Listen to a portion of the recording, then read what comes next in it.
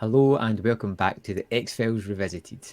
We are moving on to Season 3, Episode 15, Piper Maru, and even I know that this is a big episode.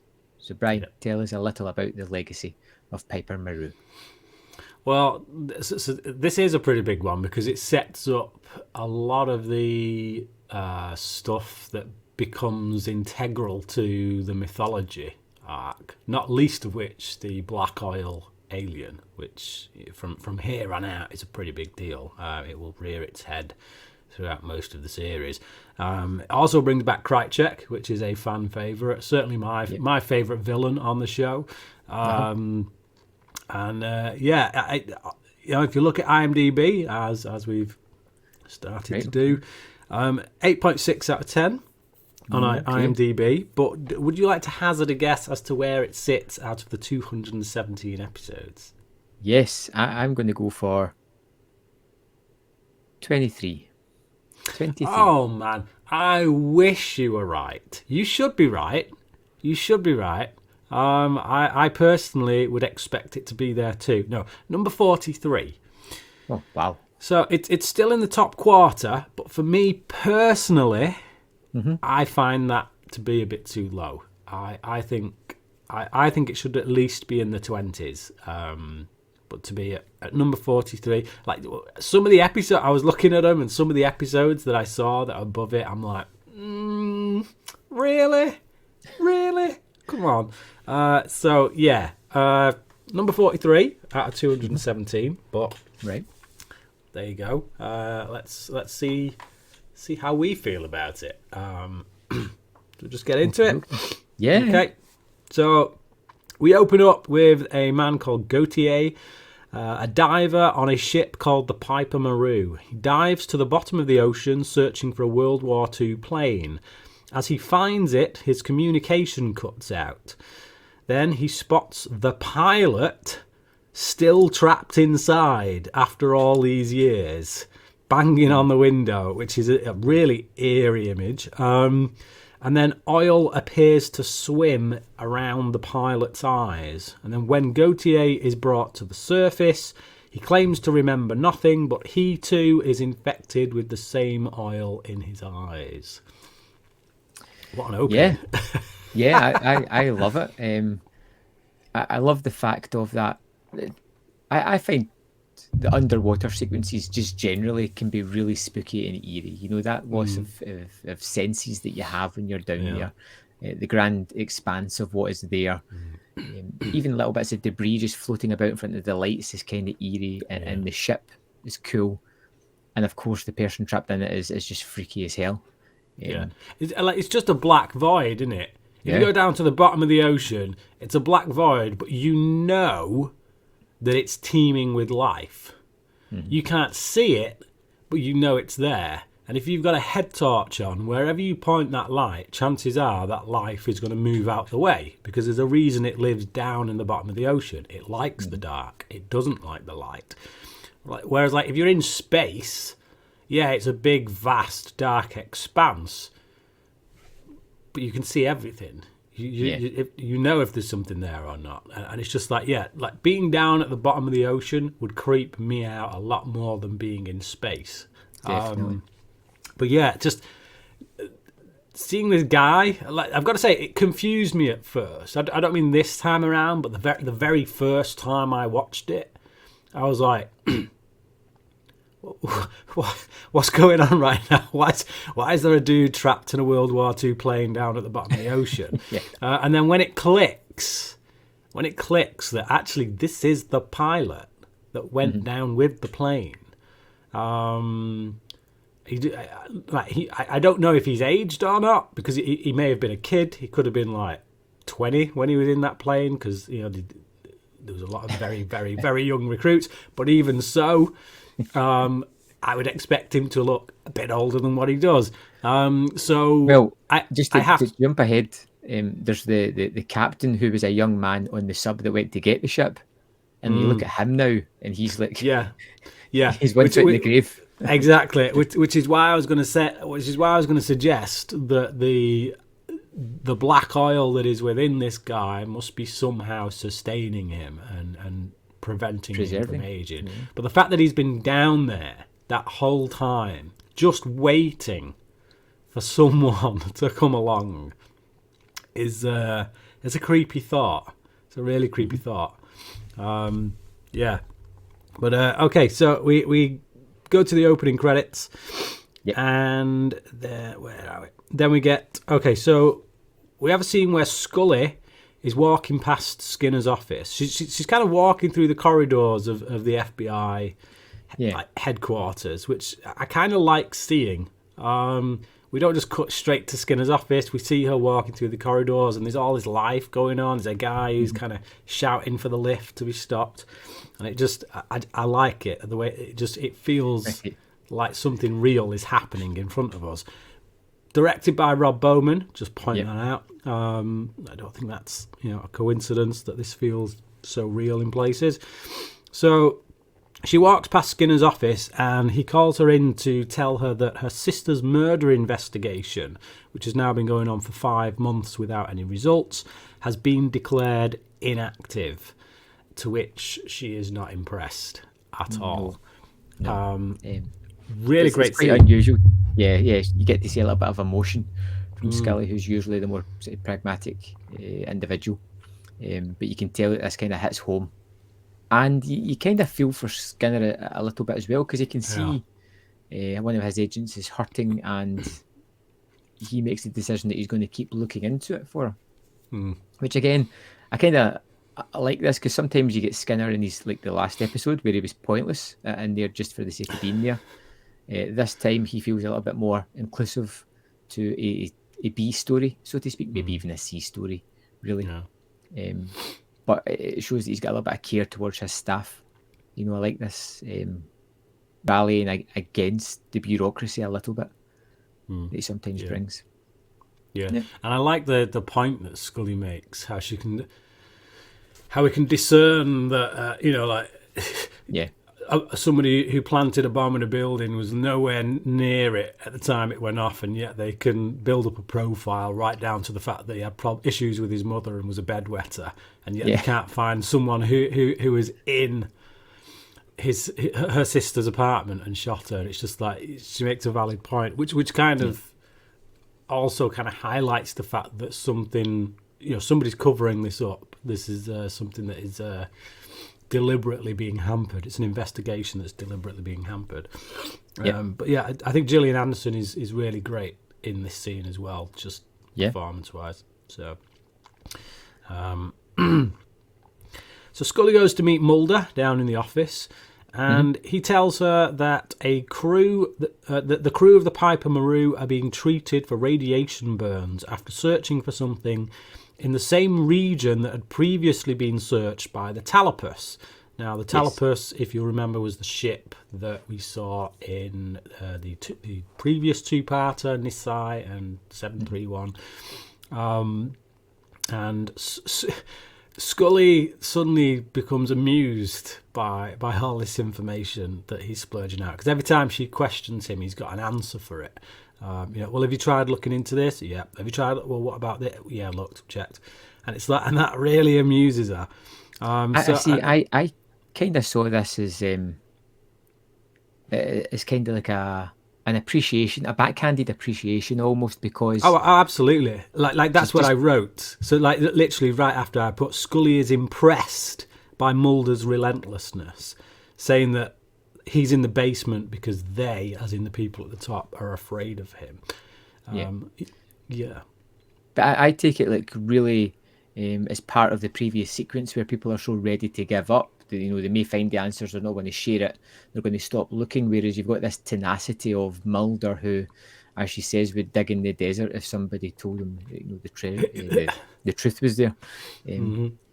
She's kind of, she appreciates the fact that he will never give up, while at the same time almost kind of teasing him. There's a little giggle she gives that just kind of breaks the tension in her, specifically carrying on from the previous sequence, which I really liked a lot. But it really plays into what she's feeling right now, which is that actually she's just come from the top.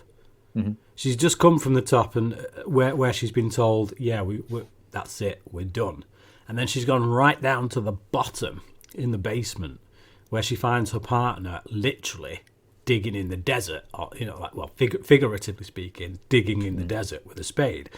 And I think that just, it makes her respect for Mulder grow in that moment, I think. And it's just such a beautifully written scene, and also a beautifully acted scene, because there's so much going on with the actors, because right now Mulder doesn't know that Scully's just been told what she's been told about her sister.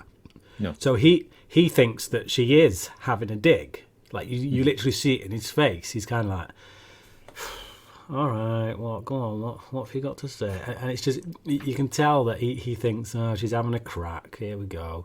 But she genuinely does respect him in this moment, because she's just literally had this juxtaposition of who he is with what essentially the rest of the FBI is, certainly the people at the top anyway. So, yeah, it's a really great scene. I love it. So Mulder and Scully go to see the radiation burn victims, and the doctor there that is treating them says the only man who was unaffected was Gautier, who piloted the ship back to shore. Yeah, that's pretty much just showing us that everybody's going to die. It's gnarly. Do you know what gets me? What gets me is that this guy is going into brutal detail about how essentially these blokes are done for. That's it. Yeah. They're dead. They've got a matter of hours. And they're all just lay around him. Like, some of them are still awake. Like, they don't need to hear that. Background, just realising it, just going, yeah, just going, huh? What? It's like, dude, come on, like, show a little bit of compassion, a little bit of subtlety. You know, take Mulder and Scully to one side and tell them this information. But it's just like, yeah these guys, right? They're all goners. There's not much time. I don't know if it's alluded to that they've only been there like a day or so. Yeah, because. What I love most is the fact that these guys have come in with severe injuries, and one guy, they've like, we did some blood tests and that, it seemed fine, so we just let him go. Well, he left. He signed himself out, didn't he? Yeah. But you kind of think that there'd be a wee bit more due care. Yeah, like I did think that when I was watching it yesterday. I was like, because I mean, this has already gone to the FBI because Mulder and Scully have been, you know. Well, they've not been called in. This is something Mulder has chased. Obviously, this is something Mulder has. Yeah. There's also the French government hunting everybody down as well. Mm-hmm. Yeah, exactly. So surely someone in an official capacity somewhere with some law enforcement agency would be like, dude, you ain't going anywhere. Not till we've got any answers. And this whole, I can't remember anything BS, we're not buying it. You're staying here. And we've got questions. So, yeah, like that'd be something of a minor criticism I'd have towards it. But, yeah, whatever. Okay, so, pardon me. They go to see the Piper Maru. Yes. And the hazmat team that are there say that there's absolutely no sign of radiation.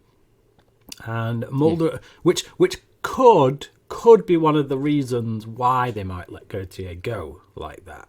But it seems like in that scene, because we just see the guys in the hazmat suits leaving the boat as if they've just found out that there's no radiation there. Well, yeah, true. Yeah, but so, balls.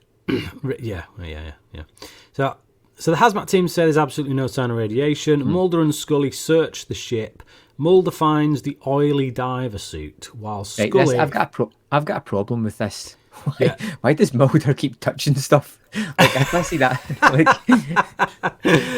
You've just been told all these men died of radiation poisoning, and they have no idea where it comes from. You find some weird gunky substance on the suit, so your first thing to do is like if that was Scully, she'd be slapping on the latex. But Mulder, he's just going to be like, yeah. Almost waited for him going to that thing where they like taste it, you know? I was like, yep. Due south. Oh man. Okay, so Mulder finds the oily diver suit while Scully finds the words Zeus Faber on a shipping map. They check the diving cam footage, and Scully recognises the make of the fighter plane in the diver footage, to which Mulder gets somewhat turned on by, which I thought was a really amusing comment. Yeah. It's pretty funny that Scully's the one out of the three of them that's yeah, I know that plane. I love the guy that's there. It's just like, yeah, so it is. yeah. The guy who actually works for the military, and he's just like, Yeah. oh yeah, all right. It does bring me to something actually. Just when Mulder touches the the oily suit, because I think my biggest bugbear with this episode, and it always has been, but not enough to really derail it, because in my head I do kind of rationalize it, but it's when you go right back to the beginning, and you've got the pilot inside the plane, and he's got the oil slick in the eyes, and then how does the pilot get infected? How does it transfer from the dude in the plane, get out of the plane, go through the water, through the guy's suit, and then go up? Now, I don't necessarily have a problem with that so much, because I know that in later episodes we do see that this oil stuff can get through materials.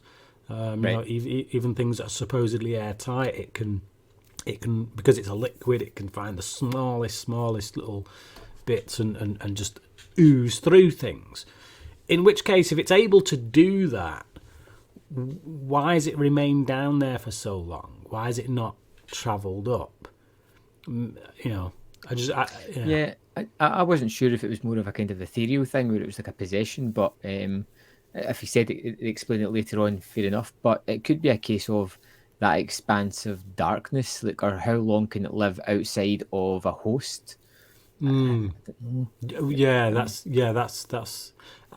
a fair point. And does it need to be something that's that has an intellect like a human? Like, so it couldn't just like jump into a fish and like swim away. It needs to be something that's so So maybe it's just fancied its chances a bit more down there until somebody came along and has the ability to wait because you know, lifespan, whatever. Okay, so so Gautier searches his apartment and he finds a letter when his wife enters. When he doesn't acknowledge her, she runs because she gets a bit freaked out, realises there's something seriously off with her husband. But when she runs, he grabs her and she becomes infected by the oil. So, yep. Yeah, I'm not 100% sure about this sequence. Like, if you come home and your partner was acting all weird and just had ransacked like paperwork, would you flee?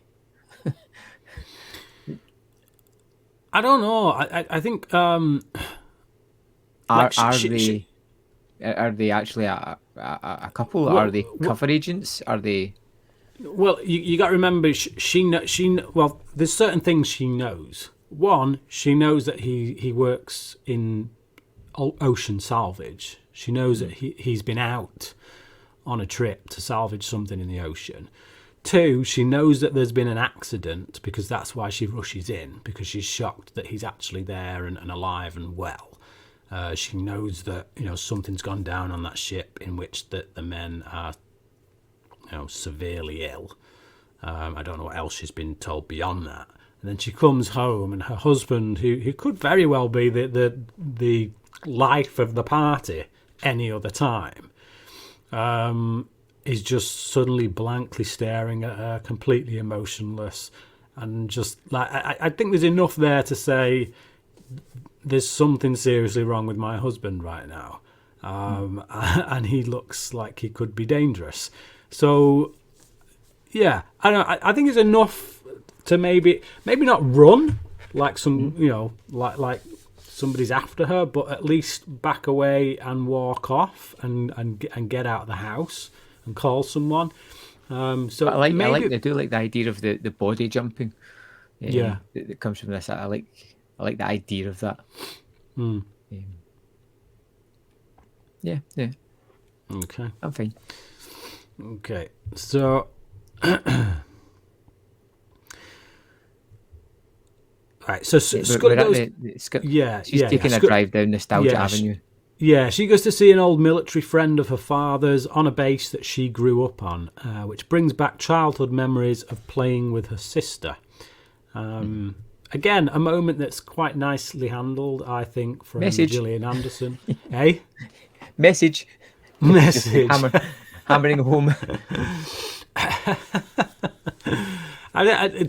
Clearly, this episode is a Scully-centric episode, and it's clearly about because the death of her sister's been pretty much undealt with, till now. You know, we had Paperclip where she sat at the bedside table and she said, I'm sick of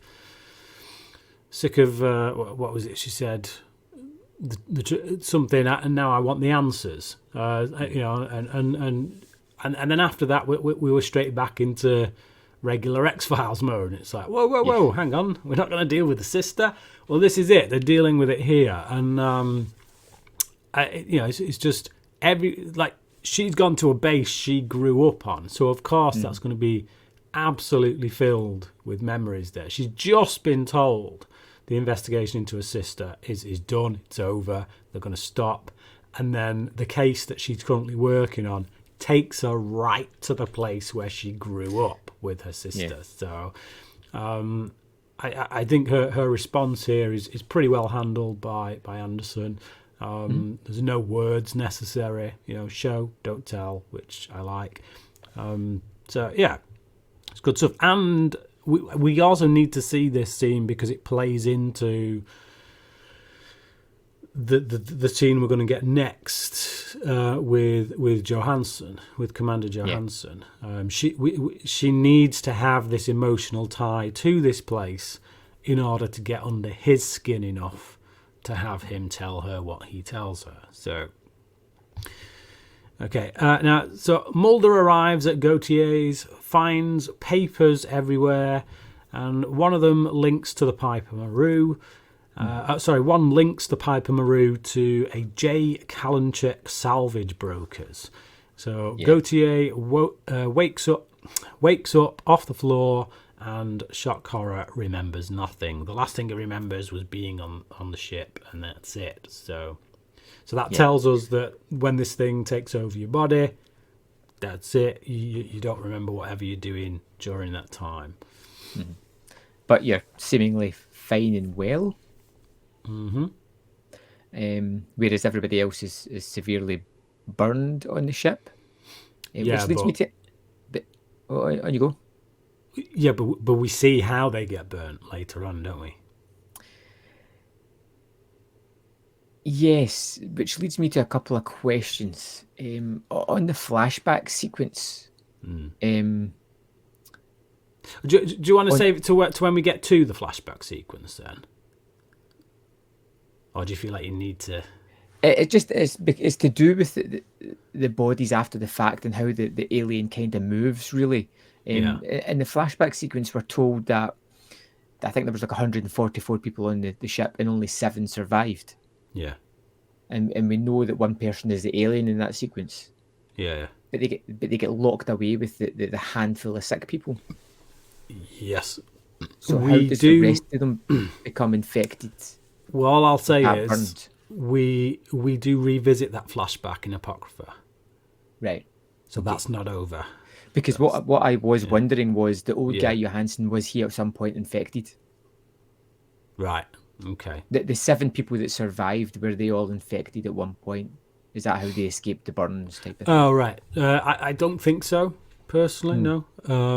But the burns, as we see later on in a corridor sequence, we know how the burns are inflicted, and we know that the person who at that point was taken over, who inflicted them, didn't receive damage from. Much in the same way that at the opening we have this pilot who's been there since World War II and yet doesn't seem to have aged. So clearly being infected by this thing offers you some kind of immunity from certainly radiation and the aging process.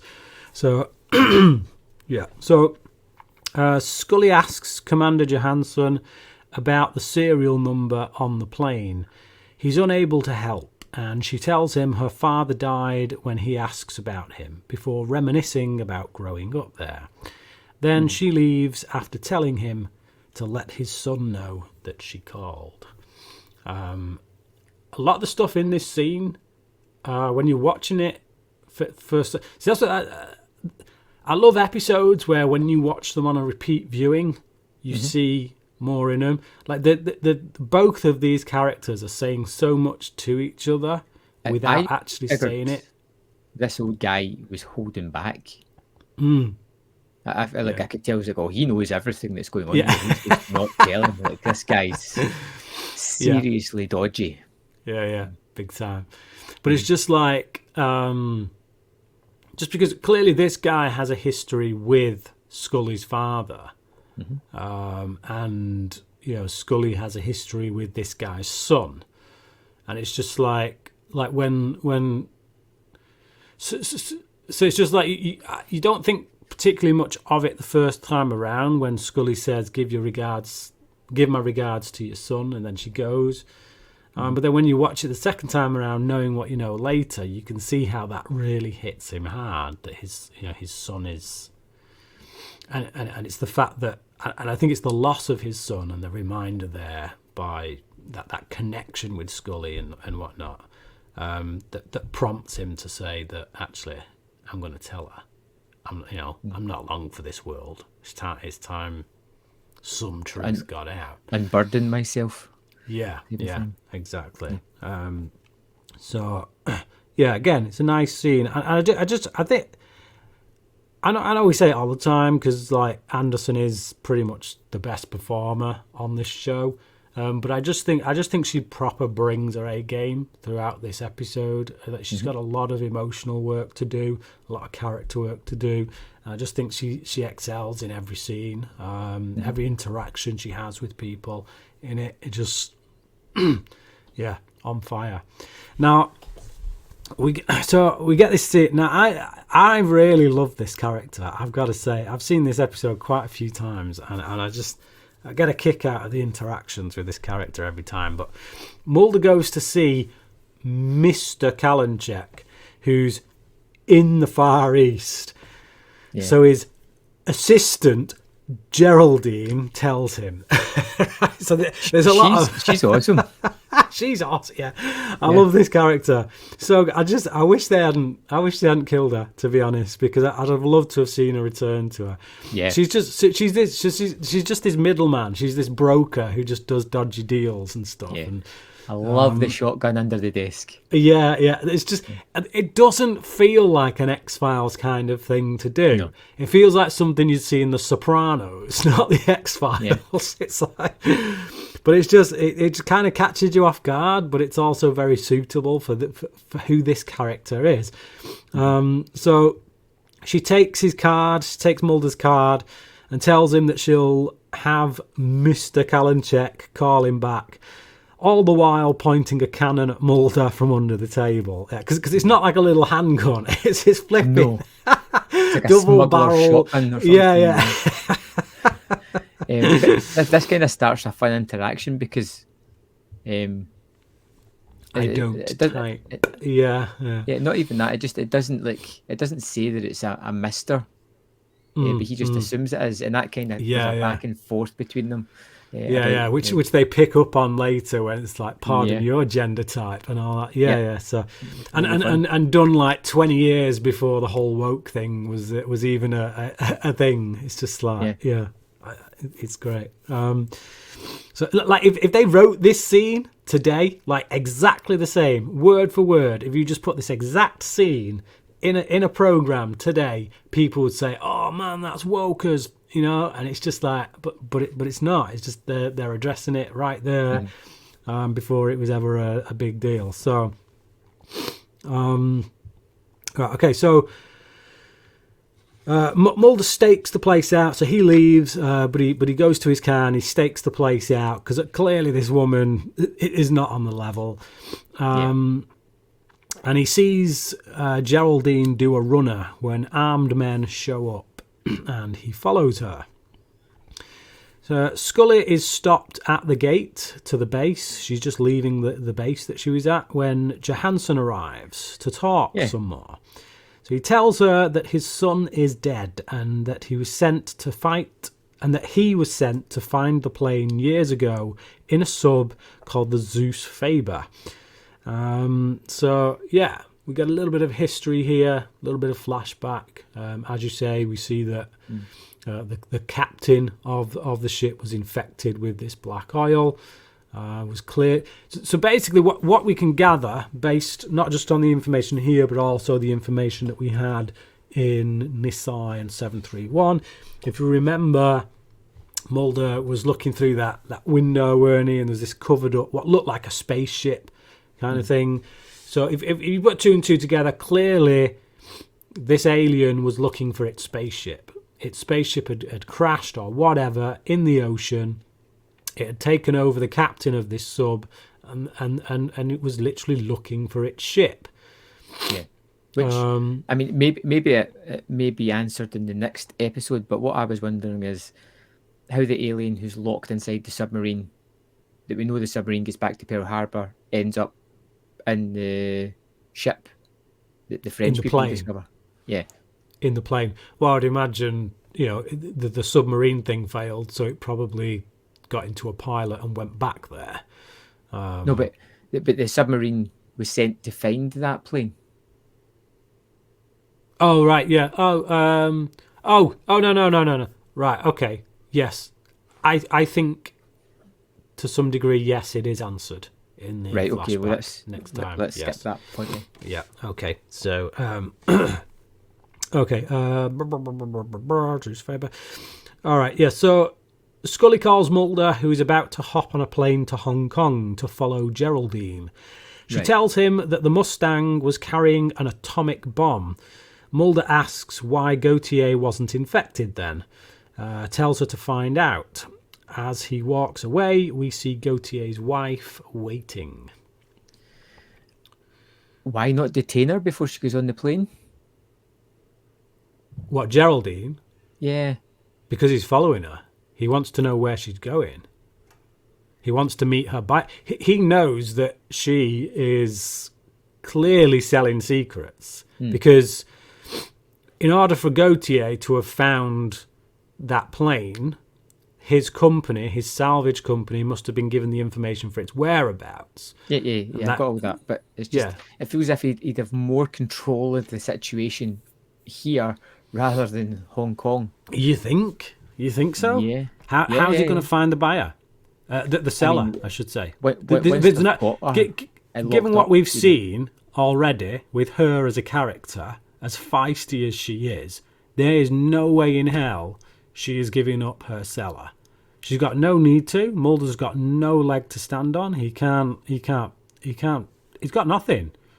It's like, unless he can get her to put him in a room with the person who's selling her the secrets, he's got bugger all. I mean, you could always threaten to turn him over to the French government, and it's jurisdiction. What can they do? The French, like he's literally got nothing to. It's that thing. Like as soon as we let you go, the French government are going to pick you up. So do you want to go with them? Do you want to stay with us? Rock in a hard place. Yeah, I get that, but it's like clearly when the French dudes showed up, they showed up with guns and were about to kill her. In which case, Mulder still ends up with nothing. So it's you either follow her to wherever she's buying these secrets from, or you just or you end up with nothing. Either way. So I get what you're saying, but it's like I just think jurisdiction matters, not to mention the fact that Mulder is probably doing this investigation outside of his remit from the FBI anyway, as he usually does.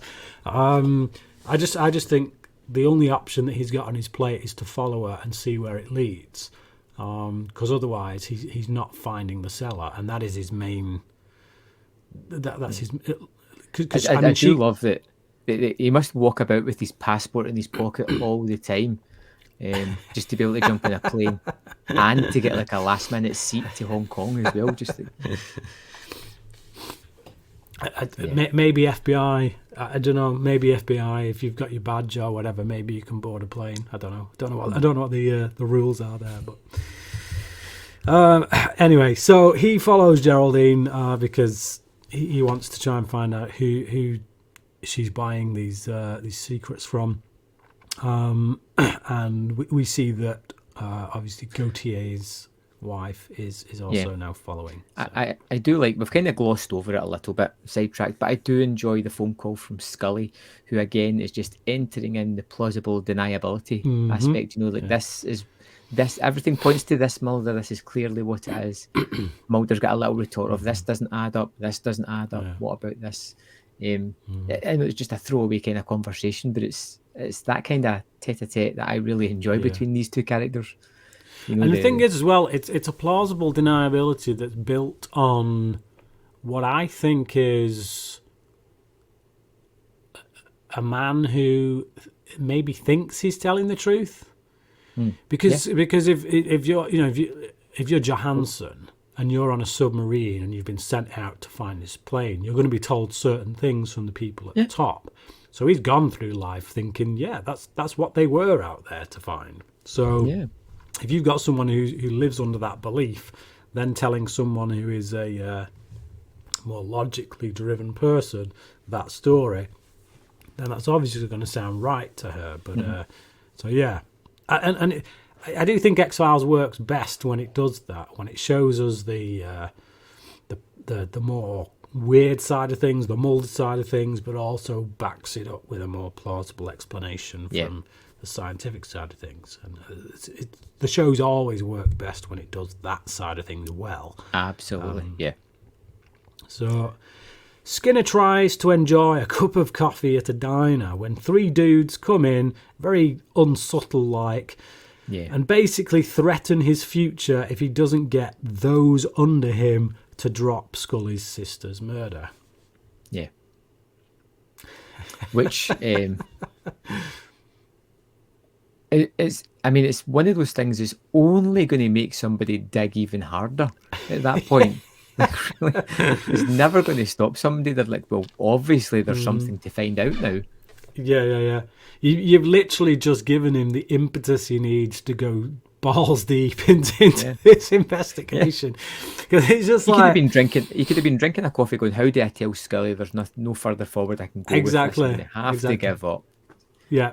Like they've had 5 months and nothing's been found. And anything that was there presumably would have easily been like wiped away now by the people who want it to remain hidden. So Skinner can look all he wants. Chances are he's not going to find anything. But now you've literally just told him there is something to find. It's like you've just given the dog a bone. So like it's so stupid. Also, people kind of know that. You know that people are watching you. You know that you frequent that place. Yeah. Maybe it's time to stop going there. Get your morning coffee from somewhere else. I think Skinner just fancies that woman, to be honest, that's behind the counter. She looked like there's a scene later on. Anna Kendrick. And I was like, yes. Anna Kendrick. Yeah, see, we both thought it. I thought the same thing. Like, is that Anna Kendrick? No, it can't be Anna Kendrick because she's like, this is like 15 years before Anna Kendrick was even a thing. So yeah. But I think Skinner's just there because he fancies Anna Kendrick, which is why he comes to her rescue so dashingly later on. But dashingly, I'd say, like incompetently. Incompetently, yeah, that's another word for it. But there was there was something else about that scene though I wanted to say, which was that I think part of this is because these guys know that if Skinner says, yeah, I'm not going to play ball with that, then they're going to kill him, which is precisely what they try and do later on. Yes. But I think there's a little bit more to this scene, which is, and it's the way it's worded. I can't actually remember now the way it's worded. I should have written it down, but there's something that this guy says to Skinner about following, like people under you, the chain of command. Yeah, the hierarchy chain of command. And I think I think this is, it's almost a test for Skinner to see if is he the kind of guy we're going to be able to get on side? And if he is, then does that mean we can bring him further into the inner circle? Because all these men that, you look at like Cancer Man and the room of old dudes that he always sits with, those guys have to come from somewhere. They have to be brought in at some point.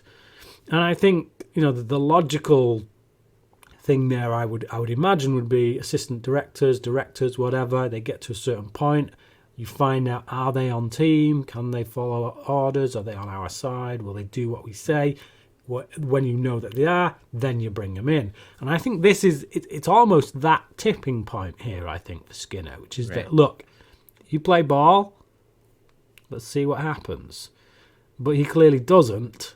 Clearly he carries on looking into it, and they thought, right, he's clearly not the kind of guy we're going to bring in, so shoot his ass. So, but it was just because of the way it was worded that kind of made me have those thoughts. Right, so Johansson recounts the story of how the sub went looking for the plane and that the crew all began to die of radiation poisoning. Their captain was so insistent on carrying on with their mission that he had to commit that Johansson had to commit mutiny in order to get his men back home, but only 7 survived. Now, I did find something quite confusing in this flashback, which was just who the hell was Johansson? I worked it out. Pardon?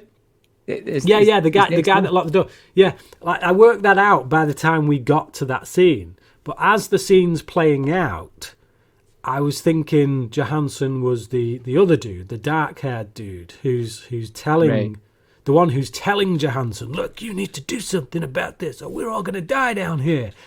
They do say that he was the XO. Yeah. It's just I'm not military. I don't know who reports to who. I don't know what rank is higher than another. It was just because it's because of the way he was telling the flashback. Because he so he's talking to Scully and he says how he needed to try and stop the captain from doing what he was doing. And then we instantly cut to this guy, this dark-haired guy, going, we got to stop the captain doing what he's doing, essentially. Kind of, not those words. So in my head, this trigger was kind of pulled where, right, okay, so that's Johansson. And then that's the scene. Because he's telling a flashback of part of a story that he shouldn't know. He wasn't there. He wasn't. He's in a different part of the sub. Yeah. Okay. All right. So Mulder sits next to Geraldine with a J. Kalinchek. I love this scene again. Love it. Just love the banter between these two. So antagonistic. It's just such a great scene. Really well written. Really well played. Mulder sits next to Geraldine Kalinchek in a Hong Kong diner, wants to know who gave her the secret of the Mustang's whereabouts that she sold to the French. When she doesn't comply, he handcuffs her and drags her to the Hong Kong office where she is intended to meet her seller, who turns out to be Krychek. Yeah, looking a little bit... There's something, Brian, I love about neon lighting. It's just I've got it in my notes. I love the way this scene is lit. All the reds and the blues, and it's just like like you're just in a room. You're in a room that could be anywhere, but because of the lighting, you're in Hong Kong. It's just like it's that kind of Blade Runner thing, isn't it? It's just like it's just like you want to go Oriental, go neon, boom. Don't even have to shoot in Hong Kong. Just do any room. fire some neon kind of red and blue lighting through the window. Boom, you're in Hong Kong. It's great. I love the lighting. It's amazing. Yeah.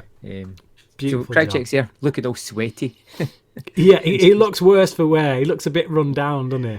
He looks like a man who's been on the run for 5 months. That's what he looks like. And he looks far too sweaty to be wearing a leather jacket still. You know, you're that hot to take it off, mate. Just come on. You know what it reminds me of in this episode when I see him, because he's got the black jeans and the black jacket with his black hair, and the black gloves. Yeah, his black leather gloves. It reminds me of Captain Black from Captain Scarlet. Okay. It's just, yeah. Okay. Okay. So, right. So, Krychek throws her out the room, and then shuts the door on the handcuffs. Not quite sure how that works. Not quite sure how you lock a door on a metal chain, but quite a loose door must be. Really. Yeah. He does it anyway. Oh! How does he lock the door after Mulder kicked it open and broke the lock? Because Mulder kicks that door open. He does, doesn't he? He does, yeah. Maybe he wedges something in front of it, and we just don't quite see it well enough. Yeah. I don't know. Yeah, anyway. Yeah, or he just wedges it into the broken hinge. I don't know. But he shoves her out the door, slams the door on it. For whatever reason, it locks. No idea why or how. And then, like, he has a little bit of a tete-a-tete with Mulder. They throw some words at each other. Mm-hmm. And then suddenly Kalinchek is shot outside the door by some armed men who show up, causing Mulder's arm to kind of sink to the bottom as hers does. And then Krychek bolts through the window, leaving Mulder to it. Mulder gets out of the handcuffs because he's got obviously they're his handcuffs, so he's got the key. But he gets out of the handcuffs just before the men burst through the door. They catch sight of him running down the street, but then Gautier's wife shows up and blasts them all with radiation from within her. So it basically just emanates from out of her body and burns them all. Yep. And it's a cool sequence. It looks pretty awesome. I thought at first she was just blinding them, right? Until she starts to walk by them and you see they're all blistering and burned badly. Yeah, it's pretty disgusting, really. Yeah, it's pretty awesome. It's a great sequence. And the effects are pretty good. Yeah, there's a lot of disgusting ways they come up with in films to kill someone or to bring misery to someone, and I can't think of much that is worse than just lying there with all these burns and blisters on you, just knowing that basically you're already dead and you may as well just put a bullet in your head right now and save yourself the pain. But so and it also shows just how much of a threat this thing is, which is quite important once you get to the end of the episode. So well, effectively you've not seen it hurt anyone up till now. This is the first time I've seen it in any kind of manner of hurting someone. You just assume that it might be a byproduct of being near it at the start of the episode. This is the first really effort of threat that you see. Yeah, it's at this point where you go back through the episode and you realise, all these guys were they were killed by this thing quite intentionally. Yeah. So Skinner gets shot whilst yet again just trying to have his morning coffee. Yeah, this was the most telegraphed thing ever. Like I knew this was happening from the moment the guy. Maybe the way that it's edited or shot, but you're just like, this is ending one way. I do like this. This guy though, I think he's I can't remember if it's him who's referred to as it, but I think it's him who in the if you look in like the credits and stuff, I think he's known as the Hispanic man. That's all. That's the designation he gets. You know, nice. Cigarette smoking man, the well manicured man. This dude is the Hispanic man. I think it's in reference to him anyway. But But I like how he antagonizes Skinner by antagonizing this girl. Like he knows that, like they know what kind of man Skinner is, because he's going out on a limb for Scully. So clearly he's got that protector kind of instinct in him. So damsel in distress, so to speak. Yeah, put the damsel in distress, catch him off guard, boom, pop a cap in his ass, and then budget Anna Kendrick kind of goes and checks him on the floor and my thing is that this dude has literally just done a face-to-face with Anna Kendrick and then shot Skinner and let her live. So it's like, dude, they've got your description now. It's like, watching this today, people would be like, oh, dude, that guy's face is going to be on cameras everywhere. But you got to remember, back when this was made, we didn't have cameras everywhere like we do now. So... I think it's fairly apparent that he's been hired or coerced to do this job. Yes. Why not just put a second bullet in him? He is the most ineffectual hitman, because I don't know if you realise, but this is the same guy who tried to kill Krychek. No. So if you remember, there was the three guys who beat Skinner in the stairwell. And this is one of them, and they're parked outside a diner, and he asks Krychek, do you want anything? And Krychek's like, no. So the two men, him being one of them, go into the diner, and then Krychek notices that the clock on the car is flashing, and he gets the hell out of Dodge, and the car blows up. Well, that was him. So this is a returning villain. He's clearly a hitman for Cancer Man, but he's the most ineffectual hitman ever from the look of things. So, Scully gets a call from Kim, who is Skinner's secretary, just telling her just what the situation is, that Skinner's been brought in with a gunshot wound. But and then... Why did she phone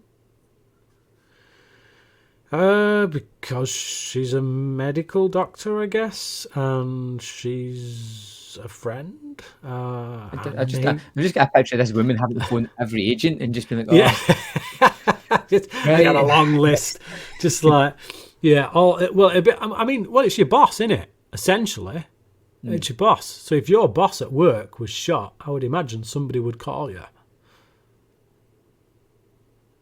I'd find out next day I went in. That's the difference between Primark and the FBI. But it's like when a police officer gets shot, isn't it? If a police officer gets shot, every single officer knows within 5 minutes, because they radio that thing out there, and then it becomes the number one priority. Like if you get mugged on the night that a police officer gets shot, you're screwed. That's it. You are not getting seen to, because every officer is working that case. So so it doesn't strike me as implausible that Scully would get a call. Right. So Mulder catches up with Krychek at the airport, headbutts him, punches him, which I kind of like. No, that's not the Mulder I know. It's just not. It's like you could imagine him headbutting somebody and being in more pain than the person he headbutted. Except when it comes to Krychek. And this is a bit of a long-running gag, I think, in X-Files, is that Krychek becomes the whipping boy of pretty much everyone. There's a lot of episodes coming up. Skinner's going to give him a good going over at some point. But if you remember back in Anasazi, Mulder beat Krychek's ass back then. We made the excuse that it's because he'd been drugged up and stuff, and any other time he'd probably get his ass handed to him. But Krychek seems to be the one guy that Mulder seems, let's say, evenly matched with. And got to love it. Packed airport. Absolute rammed airport. Yeah, just like... But it's just, it's the hatred. It's It's the hatred that Mulder has for this guy. Let's not forget, Krycek killed Mulder's father, killed Scully's sister, or at the very least was implicit in the killing of Scully's sister. So there's if I'm Mulder, I don't care where I am. I'm punching and headbutting this guy any opportunity I get. He does it rather discreetly. You know, he's tucked away over by the phones and waits for him to pass by. But so he demands that Krycek give him the digital tape. So this is the digital tape way back from Anasazi, which is clearly what Krycek has been using to sell secrets off. So for these past 5 months when he's been on the run, that's clearly what he's been doing. He's been selling secrets on the black market. That's how he's survived.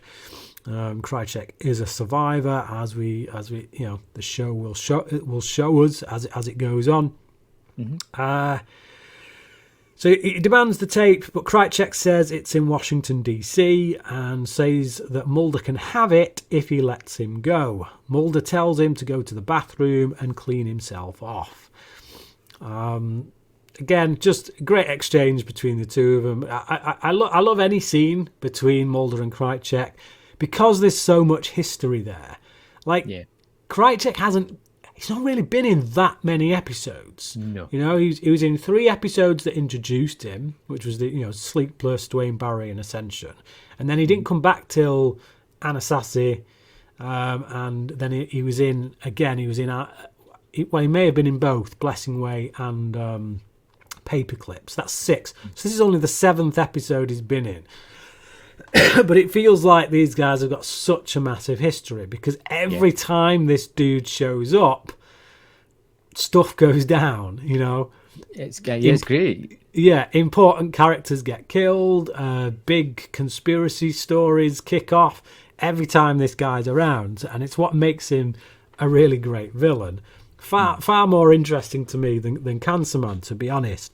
Yeah. But and again, the fact that he is Mulder's age means they can go a few rounds. If Mulder punched Cancer Man, the dude's ended up in hospital. Brian, I think Cancer Man would win that fight. He probably would. Yeah. Okay. So Krycek goes to the bathroom to take a piss. And Gautier's wife comes in, and there's a little moment, tiny little moment. It's so good. It's where Krycek's taking a piss, and he looks down at the floor because he hears these heels coming. Yep. And he looks down and he sees this woman's foot in a heel. And he looks up and sees this woman standing next to him, and he does the only logical thing that any guy would do in that situation, which is start laughing. And it's just such an off the cuff kind of a real moment. Again, it's like this episode's full of those real moments, those human elements where you have exchanges between people that just feel, that's natural. That's what I would do in that situation. And he just smirks. He has this, and he looks like he's literally gonna burst out laughing because his woman's just pulled up right next to him. Obviously, that's cut short pretty quick because she grabs him and slams his head against the wall. Yeah. But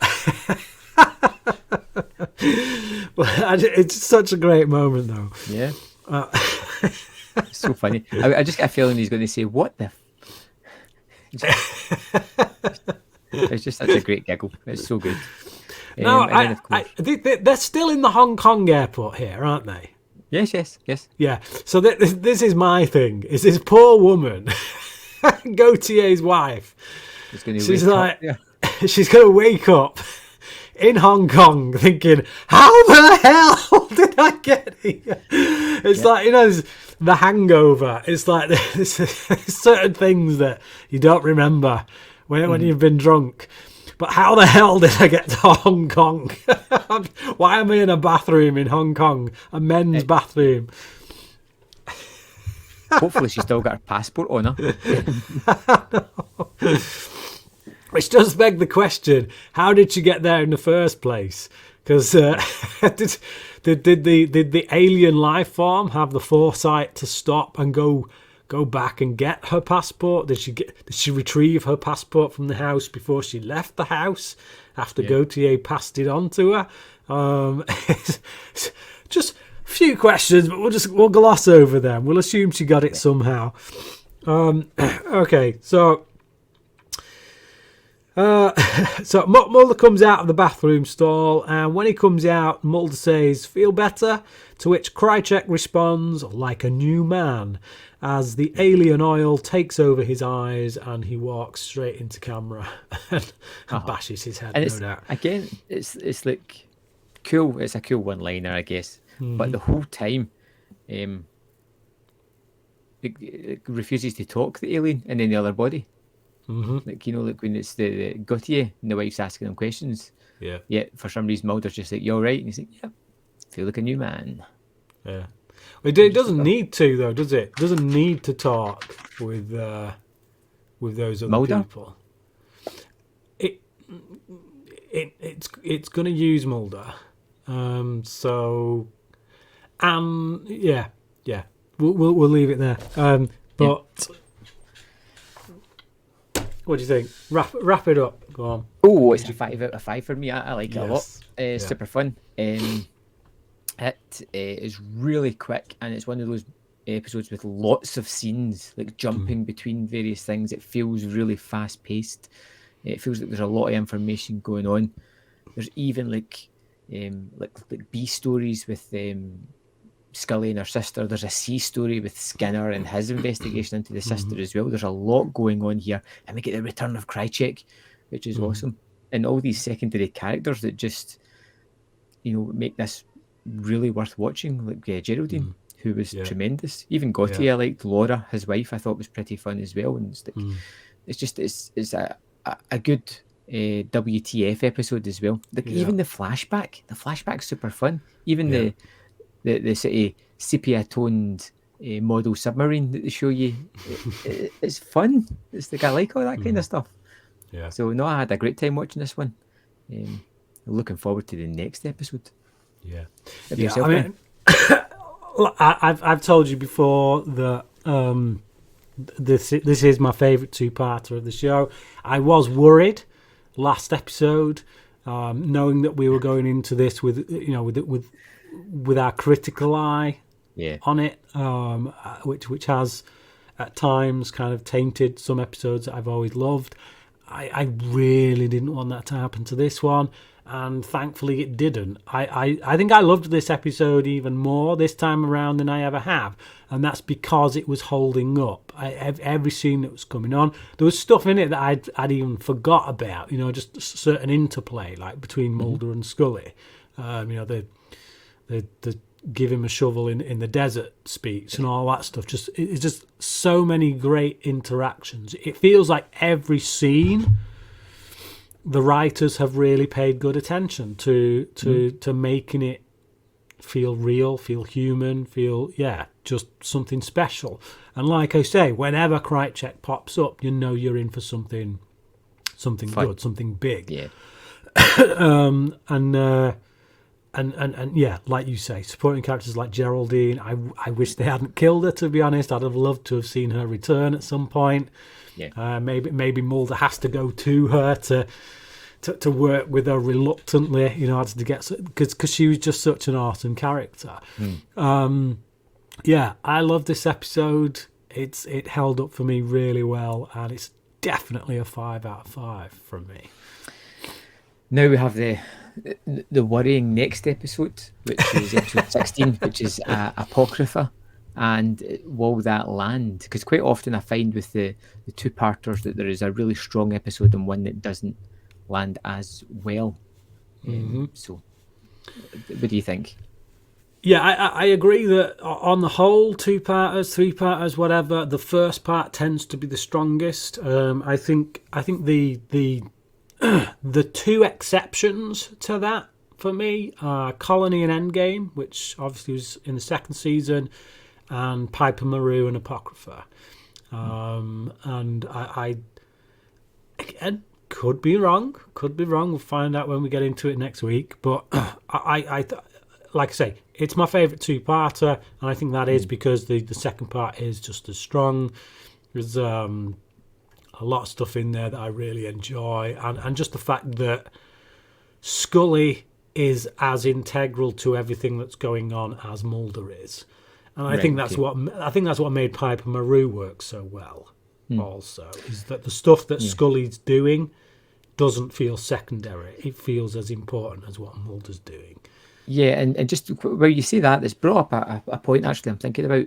A lot of this episode, Scully and Mulder are separated, but it doesn't detract from the compelling nature of the story, where often when these two are separated, you can have one story which is great and one which isn't as great, but they both have enough to keep them busy, and it's both interesting. But I think it's because what both of them are doing is integral to the central story. It's not like, we kind of need to get rid of Scully for a bit. We'll give her something to do, but it's not necessarily as important as what Mulder's doing. Whereas here, because really, I know the hunt for this alien thing is kind of the A story, but it's also kind of not. The A story of this two-parter is Scully's. The whole thing with Scully's sister, her coming to terms with her sister and dealing with that. So that to me is just as integral as everything that's going on with this alien isle. So I think that's really what makes it land so well. For me, Piper Maru, as you said, absolutely fantastic. I'm pretty sure I'm going to be giving Apocrypha a 5-star review as well, but things have happened in the past, so we'll see. We'll see what happens next week. As always, thanks for joining us on our X-Files adventure. We will see you next week, where we talk about episode 16 from season 3, Apocrypha. Thanks for listening, and we'll see you again.